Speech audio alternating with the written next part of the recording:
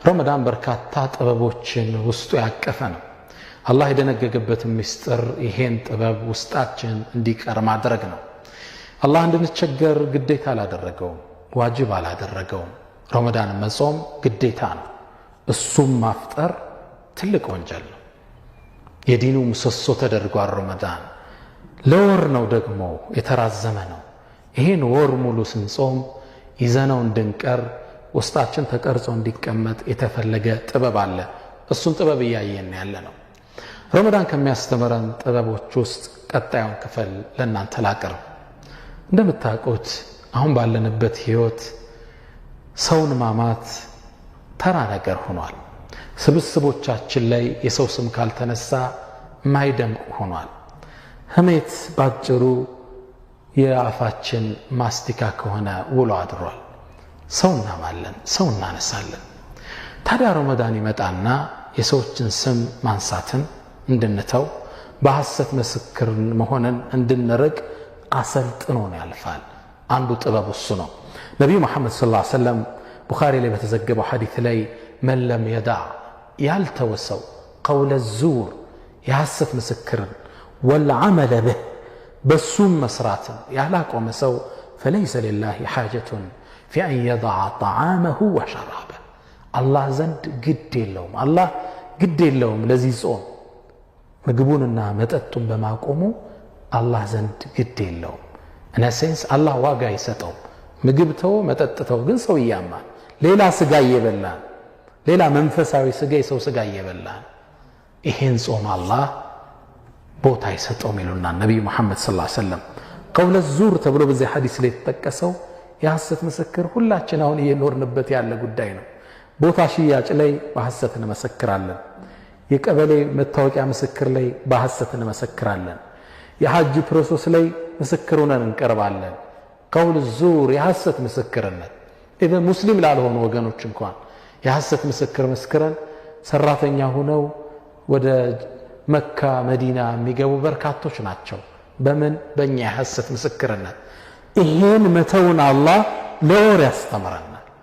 ለወር ይሄን መተው አለባችሁ ሲለን ለቀጣዩ 11 ወር ውስጥ ቋሚ ስነ ምግባራችን ሆኖ እንዲጸድቅ ይከጀላልና። በሐሰት መመስከር እስልምና ከሽርክ ጋር ጎዳኝቶ የጠራው ትልቅ ወንጀል ነው። ፈጅተኒቡ ርጅሰ ሚነል አውታን ወጅተኒቡ ቀውለ ዙር ነው ይለው አላህ። ይሄ ጣዖት አምልኮን ራቁ፣ እንዲሁም የሐሰት ምስክርነትን። የሐሰት ምስክር መሬቱን ሞልቶታል። ፍርድ ቤት ላይ በጣም ብፁዓን በሆኑ ሰዎች ላይ ሐሰት መስካሪዎች ይመጣሉ። የህግ ሂደትን እኔም በህይወቴ ላይ አልፌያለሁ። ሁሉም የመሰከረው ኦልሞስት የሐሰት ምስክር ተገዥ ምስክር ነው። ታዲያ ይሄን የማህበረሰቡ ውስጥ ያለን መጥፎ ስነ ምግባር ረመዳን ይመጣና እንድንርቀው ከጾም ጋር ያይዞ ያመጣብናል። ነቢዩ መሐመድ ሰለላሁ ዐለይሂ ወሰለም ሌላ ሐዲስ ላይ ምን ይላሉ መሰላችሁ? ኢዛ ካነ የውሙ ሰውሚ አሐዲኩም ያንዳችሁ የጾም ቀን ከሆነ ፈላ የርፈት መጥፎን ቃል አይናገር፣ ወላ የፍሱቅ አያምፅ፣ ፈኢን ሳበሁ አሐዱን አው ቀተለ አንድ ሰው ከተጋደለው ወይም ከሰደበው ትግስት የሚያሳጣ ነገር ከተሰራበት ፈልየኩል ኢኒ ሷኢም እኔ ጾመኛ ነኝ ብሎ ይለፈው። ሳትነካ መታገስ ያለን ተነግተህሳ ሰው ሰድቦ ሐዲሱ ሚለየ ነው። ፈኢን ሳበሁ አንድ ሰው ቢሰድበው በእናት ሊሰድብ ይችላል፣ በስራ በብሔር በከለር በጣም ስሜት የሚጎዱ ስድቦች አሉ። ያንን ተሰደብክ የጾምህ ቀን ላይ ነህ። ረሱል ምን አሉ? ዋጥ አርገዋል። ከዛ ምን ብለህ እለፍ? ጾመኛ ነኝ ብለህ እለፍ።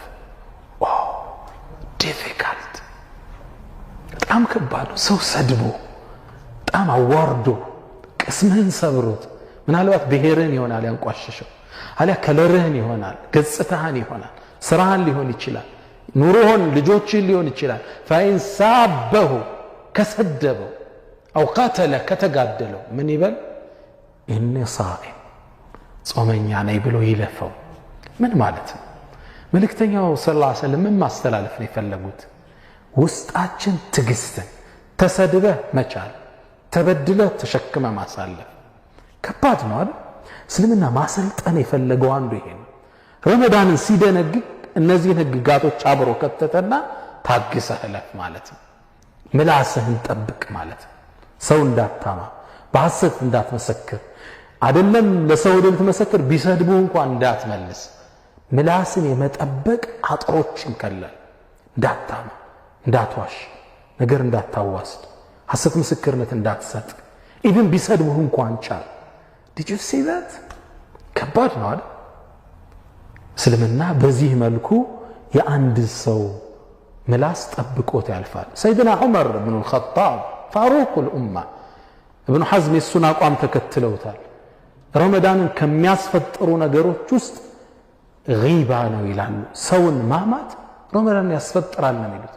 ይሄ በእርግጥ ቋሚ የእስልምና ህግ አይደለም። ሰይድና ዑመር ግን ያደረሱበትን ጥግ ውሰዱ።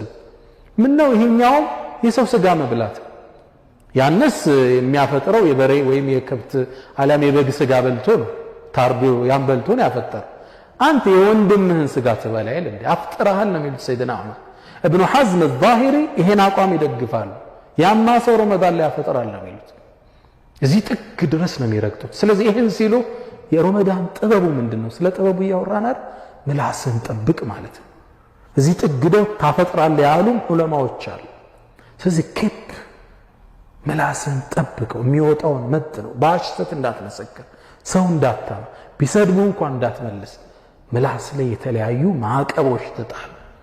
ለወር ይህን ማዕቀብ ስታልፈው 11 ወር ላይ ምላስህን የመጠበቅ ኳሊቲ ላይ ትደርሳለህ። ይህን ያወቁ ቀደምት ሰለፎች ዙሪያቸው ሰው እንዲታማ አይፈቅዱም ነበር። ኢብኑ ሲሪን ታላቁ ታቢዒ የሰሃባን ትውልድ ተከትለው ከመጡት ታቢዒዎች ውስጥ አንዱ ናቸው።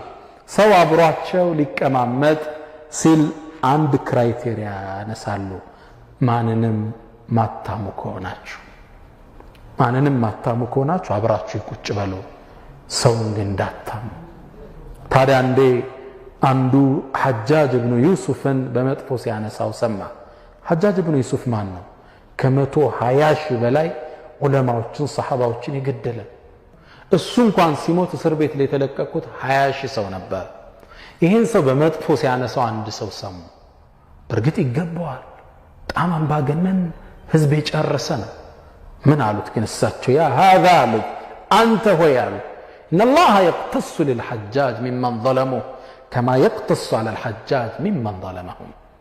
ሐጃጅ ላይ የበደላቸው አላህ ሂሳብ እንደሚያደርገው ሁሉ ሐጃጅንም የበደሉትን እኮ ሂሳብ ያወራድባቸዋል። ሐጃጅ ማማት አይፈቀድልም፣ በዳይ እንኳን ቢሆን። አያችሁ በጣም በደል አይደለም። አሁን እኮ እየታማ ያለው ዳዒ ነው፣ ለዲኑ የሚደፋ ቀና የሚለው እኮ ነው። ኤክስ እየተደረገ ስሙ እየጠፋ ያለ 120 ሺህ ሰው የገደለ ማማት አችልም ነው ያሉት። አሁን ዑለማ ነው በዲን ስም በኪታብ ስም የሚቀረው፣ የዑለማ ስም ነው የሚበላው። ምላስን መጠበቅ ረመዳን አስተምሮን ያልፋል። የሰውን አይብ መከታተል እንድንርቅ ያደርገናል። ኢማሙ ማሊክ ረዲየላሁ ተዓላ ዐንሁ አንድ ታሪካዊ ንግግር ይናገራሉ። ወላሂ ይላሉ፣ አዕሪፉ ኡናሰን፣ እኔ እኮ ሰዎችን አውቃለሁ፣ አይብ ነበረባቸው፣ ክፍተት፣ ብዙ አንካሳ ባህሪ ነበራቸው። ፈሰመቱ ዐን አዕዩብ ናስ፣ ከሰዎች አይብ ዝም አሉ፣ አላህም ያንን አይባቸውን ዘለላቸው ይላል። ወአዕሪፉ ኡናሰን፣ ሰዎችን አውቃለሁ ምንም አይብ የሌላቸው በጦሩም ይወሱ፣ ግን ሰዎችን አይብ መጎርጎር ያዙ፣ የሰዎችን ስም ማጥፋት ያዙ። አላህ አይብ እንዲገኝባቸው አደረገ። ብዙ ጊዜ የምንጠቃው በመላሳችን፣ መላሳችን ያመረተችውን ነው እያጨድን ያለ ነው።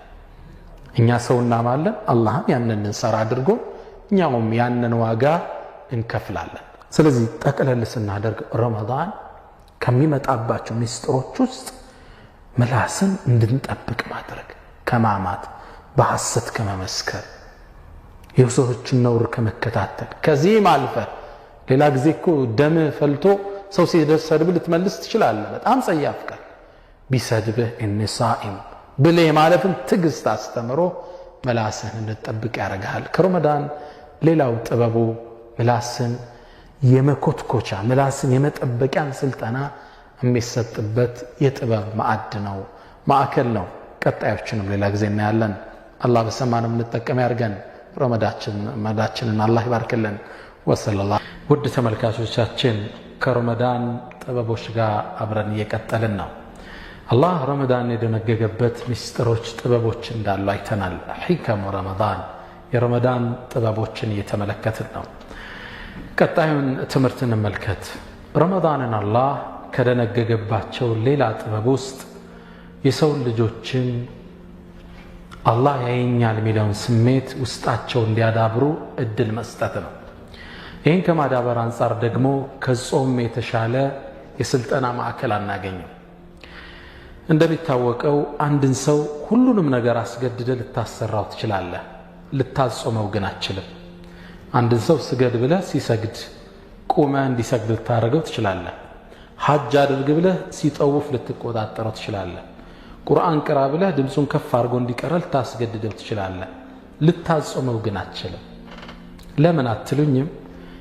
አንድን ሰው ጹም ብለህ አስገደድከው፣ እሺ አለ፣ ተገዷል።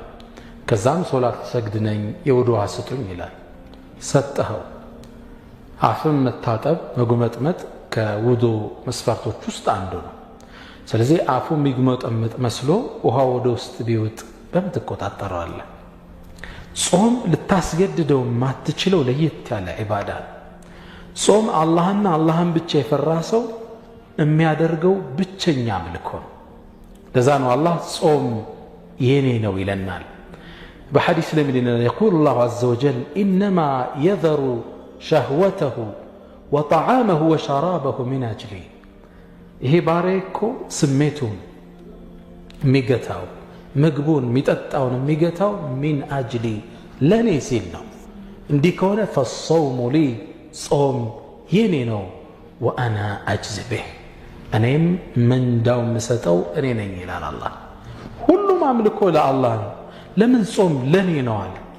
አላህና አላህን ብቻ ተፈልጎ የሚሰራ ስለሆነ፣ ማንንም አስገድደ ልሰራው የማትችለው ስራ ስለሆነ። እንደሚታወቀው ጾምም ለአላህ ነው፣ ሶላትም ለአላህ ነው፣ ሐጅም ለአላህ ነው። ጾም የኔ ነው አለ አላህ። ልክ ቁርአን ላይ የሳልሕን ግመል አላህ ምን ብሎ ይጠራታል? ናቀተላህ ወሱቅያሃ የአላህ ግመል ይላታል። ሁሉም ግመሎች እኮ የአላህ ናቸው። ግን የሳልሕ ግመል ለምን የአላህ ግመል ተባለች? አላህ በተአምር ከተራራ ያስወለዳት ስለሆነች ነው። ተራራውን ተከፍላ እንድትወጣ የተደረገች ግመል ስፔሻል የተለየ ተአምር የታየባት ስለሆነ አላህ ምን አለ? የአላህ ግመል እንድትባል ተደረገ። ሁሉም የአምልኮ ቦታዎች የአላህ ናቸው፣ መስጂዶች። ግን ከዓባን አላህ በይቱላህ ይለዋል፣ የአላህ ቤት። ወረበ ሃዘል በይት የዚህ ቤት ጌታ ይላል። የሁሉም ጌታ እሱ ሆኖ እያለ ስፔሻል ክብር ለካዕባ አላህ ስለሰጠ ነው። ግልጽ ነው። ለሳልሕም ክብር ለየት ያለ ቦታ ስለተሰጣት ናቀተ አላህ ተባለች። ጾምም ስፔሻል ክብር ስለተሰጠው ፈሶሙ ሊ ጾም ለኔ ነው አለ አላህ። ሶላትም ለአላህ ነው። ለምን አላህ ይሄን አለ ካለ ሚስጥሩ እዚህ ጋር ይገለጽልናል። ጾም አላህና አላህን ብቻ ፈርተህ እሱ ያየኛል ከሚል ስሜት የምትተገብረው ብቸኛ አምልኮ ስለሆነ ነው። አንድ ዓሊም ምን ይላሉ? ምናልባት እኮ አንድ ሰው ቤቱ ገብቶ በሩን ቆልፎ የሚፈልገውን ምግብ ከተመገበ በኋላ አፉን ጠራርጎ ነጭ አስመስሎ የዛሬን ፀሐይ የዛሬን የጾም ቀን ምን አበረታው ማለት ይችላል። በምን ታውቀዋል? አታውቀው። ስለዚህ ሚስጥሩ እዚህ ጋር ይገለጽልናል፣ ጥበቡ እዚህ ጋር ይጎላልናል። አላህ እዚህ ጋር እያስተማረን ያለው ምንድነው? አላህ ያየኛል። ይሄ ምጾመው ለአላህ ነው። ሰውማ ሊያይ አይችልም። ተደብቀ ብታፈጠር ውዱእ አረኩ ብለህ ብትጠጣ ማን ያያል? ማንም አያይህም። ስለዚህ ውስጣችን ምን ይዳብራል ማለት ነው? አላህ ያየኛል። አስተሳሰባችን ውስጥ ምን ይሰርጻል? አላህ እኮ ያየኛል። የምሰራውን ውስጠ ምስጢሬን ብቸኛ የሚያውቀው ማለት አላህ ነው። ይህን ስሜት ስታዳብር ትልቅ ሰው ትሆናለህ። ዓለም አሁን ያለችበት ችግር ምንድን ነው? ዓለም ያለችበት ችግር ማናጀር ከሌለ፣ የቢሮ ኃላፊ ከሌለ ስራ አይሰራም። ፖሊስ ከሌለ ዝርፊያ ይኖራል። አሜሪካ ውስጥ ለአንድ ሰዓት መብራት ጠፍቶ በቢሊዮን የሚቆጠር ኪሳራ ውስጥ ገብታለች። ሁሉም ዘራፊ ሆኖ ማለት ነው። ሰው ተቆጣጣሪን እየጠበቀ የሚኖር እንስሳ ሆኗል። እስልምና ግን አሁን በጾም ምን ያሰለጥንን አላህ ያየኛል ማናጀር ባይኖር ለአላህ ነው የሚሰራው ይሄ ደሞዝ የተቀበልኩበታል እቃ አልሰርቅም ለምን ፖሊስ ስለሌለ ካሜራ ስለማያየኝ አይደለም አላህ ያየኛል ረቂቡን ወዓቲድ ኢላ ለደይ ረቂቡን ወዓቲድ ጻፊ መላእካን አሉ አላህ ያያል لا يغادر صغيرة ولا كبيرة إلا أحصاها መዝገቡ ደግሞ የመልቂያማ የሚቀርብልህ ትንሹንም ትልቁንም የማይተው ስለዚህ አላህ ያየኛል የሚለው ስሜት ዓለማችንን ሊያድናት የሚገባ ትልቅ ምስጢር አሁን አውሮፓ ሀገር ውስጥ አንዲት የአውሮፓ ሀገር ስሟን ረሳዋት 100% ካሜራን አገሯ ላይ ገጥማለች 100% ማለት ነው ሁሉም ቦታ ግባ ካሜራ አለ አሁን አንዳንድ ሀገሮች ላይ ተወሰኑ ስትሬቶች ላይ ካሜራ አለ አንዳንድ ቦታ የለም ቅያሶች ውስጥ ስትገባ ይቺ ሀገር ግን ያደረገችው ምንድነው ሁሉም ቦታ ላይ ካሜራ አለ at every angle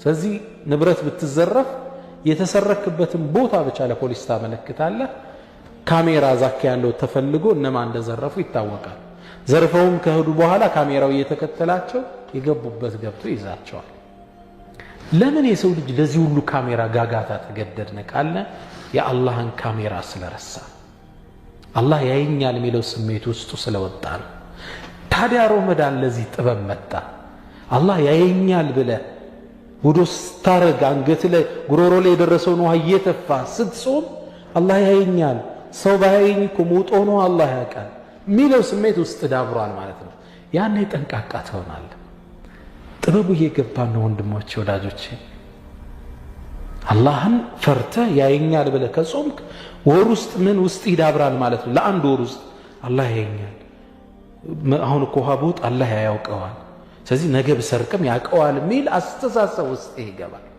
ሰው ባይኝ ወንጀል ላምፀው አላህን አይገባም ለምን እሱ ያየኛል ይሄም ያለማምድህ ማን ነው ረመዳን ومن حكم الصيام كرمضان ጥበቦች ውስጥ እኛ ስነ ልቦና ውስጥ አላህ ያየኛል ሚለውን ስሜት መፍጠር የረመዳን ጥበቦችን ያየን ነው እንቀጥልበታለን ወዲ አገሬ ልጆች የአላህ ሰላምና ደህንነት በእናንተ ላይ ይስፈን ስለ ረመዳንና ስለ ጥልቅ ጥበቦቹ እየዳሰስ እንገኛለን በርካታ ጥበቦችን ካሁን በፊት ተመልክተናል ረመዳንን አላህ የደነገገባቸው ምስጢሮችን ጥበቦችን ለማየት ሞክረናል አላህ በዚህ ኡመት ላይ ለአንድ ወር ረመዳንን ግዴታ ሲያደርግ በአንድ ወር ውስጥ አሰልጥኗቸው ለ11 ወር ስንቅ ሊሰጣቸው እንደሆነ በስፋት ተመልክተናል ይሄውም ዛሬ ሌላ ጥበቡን ልነግራችሁ ፊታችሁ ላይ ተሰይሜያለሁ ረመዳን ጾም የሰው ልጅ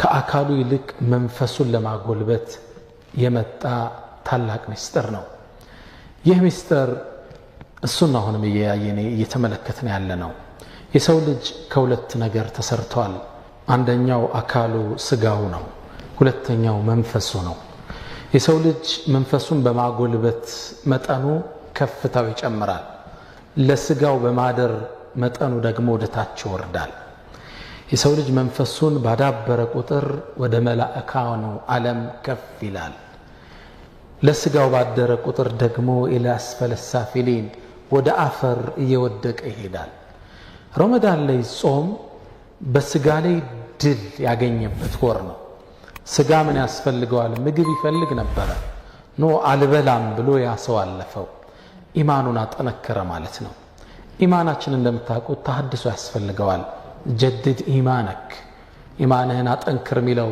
ጥሪም ለሁላችን ነው ኢማናችንን ደግሞ እንድናጠነክር ከሚረዳን ትልቅ የስልጠና ማዕከል ውስጥ ረመዳን ይገኝበታል እንደሚታወቀው አእምሮ በእውቀት ይመገባል አካል በምግብ ይመገባል መንፈስ ደግሞ በኢማን ነው የሚጎለብተው ረመዳን ደግሞ አምልኮቹን በማብዛት ኢማናችንን እንድናጠነክር እድል ይሰጠናል ብዙ ሰው ከቁርአን ጋር የሚገናኘው ረመዳን ላይ ነው ያም ኢማኑን የበለጠ ያዳብረዋል ፈርድ መስገድ የሚከብደው ሁሉ ከሱና አልፎ ተራዊህና ተሐጁድ ይሰግድ ታየዋለ ይሄም ለኢማኑ ትልቅ ግብአት ነው ቀን ጾሞ ይውላል መብላት የለመደ ሰው ይሄም ለኢማኑ ትልቅ ስንቅ ነው ረመዳን ኢማንን ለማደስ ጥሩ ማዕከል ነው አንድ ሰው ሱና መስገድ የፈርድ ያህል ዋጋ አለው ስለተባለ ሱናን ለመስገድ ይጥራል። ሱና ሶላቶችን ግዴታ ያልሆኑ ሶላቶችን ፈርድን ደግሞ መስገድ በሰባ እንደሚባዛለት ተነግሮታል። በጀማዓ ሲሆን ደግሞ አጅሩ ትልቅ ነው። እዛም ውስጥ ይበረታል። በዚህ ላይ ሰደቃ ይሰጣል። ቱጠሂሩሁም ወቱዘኪህም ቢሃ ነፍሱን ታጸደዋለች። ዘካውን ሰደቃውን በሰጠ ቁጥር ኢማኑ ጎልብቷልና መስጠት ይጨምራል። በሰጠ ቁጥር ደግሞ ኢማኑን ዙሮ ያድሰዋል። ተመጋጋቢ ናቸው። ኹዝ ሚን አምዋሊሂም ሰደቀተን ቱጠሂሩሁም ታጸዳቸዋለህ ከስስት፣ ተቀባዩን ደግሞ ከሂስድ ታጸደዋለህ ስለተሰጠ ማለት ነው። ረመዳን ኢማን የምናድስበት ትልቅ ማዕከል ነው። እስልምና ለሰው ልጅ ከአካሉ ይልቅ ለመንፈሱ ትልቅ ቦታ የሰጠ ሃይማኖት ነው። እያንዳንዱ አካሉ መብት እንዳለው ሐቅ እንዳለው ድርሻ ሊሰጠው እንደሚገባ ሁሉ ትልቅ ቫልዩ ግን አላህ የሰጠው ለማን ነው? ለአካል አይደለም፣ ለመንፈስ ነው፣ ለሩህ ነው አላህ የሰጠው። ለዛም ነው መላእክቶቹን አደምን ከፈጠረው ከጭቃ በኋላ መንፈስ ሲከትበት እንዲሰግዱ ያዛቸዋል። ወኢዝ ቃለ ረቡከ ሊልመላኢካ ሱረቱ ሷድ ላይ አላህ ይህን ታሪክ ይህን ክስተት ይነግረናል። ጌታህም ለመላእካን ብሎ ባላቸው ጊዜ የተከሰተውን ለኡመቶች አንተ መሐመድ አውሳ ይላቸዋል። ወኢዝ ቃለ ረቡከ ሊልመላኢካ ኢኒ ኻሊቁን በሸረን ሚን ጢን እኔም የሰው ልጅ ከጭቃ ልፈጥረው ነኝ። ፈኢዛ ሰወይቱሁ ባስተካከልኩትም ጊዜ ወነፈኽቱ ፊህ ሚን ሩሒ እሱም ውስጥ የኔም መንፈስ በከተትኩበት ጊዜ ፈቀዑ ለሁ ሳጅዲን ሁላችሁም ሰጋጅ ስትሆኑ ውደቁ አላቸው። ለሩህ አላህ ክብር ሰጥቶ እንዲሰገድ ተደርጓል። ለአደም መላእካን ሁሉ ሰገዱ ኢላ ኢብሊስ ከኢብሊስ ሲቀር። እስልምና ለመንፈስ ትልቅ ቦታ ሰጥቷል። ረመዳን ደግሞ አንዱ ጥበቡ መንፈስ የምናጎለብትበት ማዕከል ነው። መንፈስ አካልን እንደ መጓጓዣ ነው የሚጠቀመው። መሪው ሹፌሩ እሱ ነው። አካል የተፈጠረው ለመንፈስ ማዕቀፍ እንዲሆን ነው፣ መንፈስን እንዲሸከም። አሁን ባለንበት ተጨባጭ የሰው ልጅ ለቁስ ነገሮች ለመንፈሱ ሳይሆን ለስጋው አድሮ እናገኘዋለን። እንዲህ አይነት የተሳከረ እይታ ያላቸውን ሰዎች አንድ ጥሩ ገጣሚ እንዲህ ሲል ይመክራቸዋል። ያ ኻዲመል ጅስሚ ከም ተሽካ ሊኽድመቲሂ አተጥሉቡ ሪብሓ ፊማ ፊሂ ኹስራን። አንተ ስጋውን አገልጋይ ሆይ ስጋህን ለማገልገል ስንት ነው የምትለፋው? ኪሳራ ባለበት መንገድ ትርፍን ትጠብቃለህ እንዴ? አቅብል ዐለ ሩሕ ወስተክሚል ፈዳኢለሃ ይልቁንስ ወደ መንፈስ ወደ ሩሕ ተመለስና የሚያስፈልጋትን ነገር አሟላላት። ፈኢነከ ብሩሒ ላ ቢልጅስም ኢንሳን አንተ እኮ ሰው የሆንከው በመንፈስህ ነው በሩሕህ ነው እንጂ በአካልህ አይደለም። የሰው ማንነቱ እንዲሰገድለት ያበቃው ፈኢዛ ነፈኽቱ ፊህ ምን ሩሒ ፈቀዑ ለሁ ሳጅዲን መንፈስ ስትገባ ነው አካል ክብር ያገኘ። ድሮማ ጭቃ ነበር። የአላህ የሆነች ምስጢር መንፈስ ስትገባበት የሰው ልጅ የተከበረ ሆነ። ወለቀድ ከረምና በኒ አደም የአደም ልጅ የተከበረ ሆነ። ስለዚህ ረመዳን መንፈሳችንን ለማጠንከር ሩሓችንን በኢማን ለመሙላት ጥሩ አጋጣሚ ነው። አላህ ለምን ረመዳንን በእኛ ላይ ግዴታ እንዳደረገው አሁን ተገለጠልን አይደል? የበለጠ እየገባ ነው። ጥበቡ እሱ ነው፣ ሚስጥሩ እሱ ነው። መንፈስ የምትዳብርበት ለአንድ ወር አላህ ኢማንን አጠንክሮ ለ11 ወር መሮጫ ኢነርጂ ቻርጅ የምናደርግበት ነው። ረመዳን ብዙ ሚስጥሮችን ይዟል። ቀጣዮቹንም እንመለከታለን። ወሰለላሁ ወሰለም ወባረከ አላ ነቢይና ሙሐመድ። ሰላም አለይኩም ወረሕመቱላሂ ተዓላ ወበረካቱ።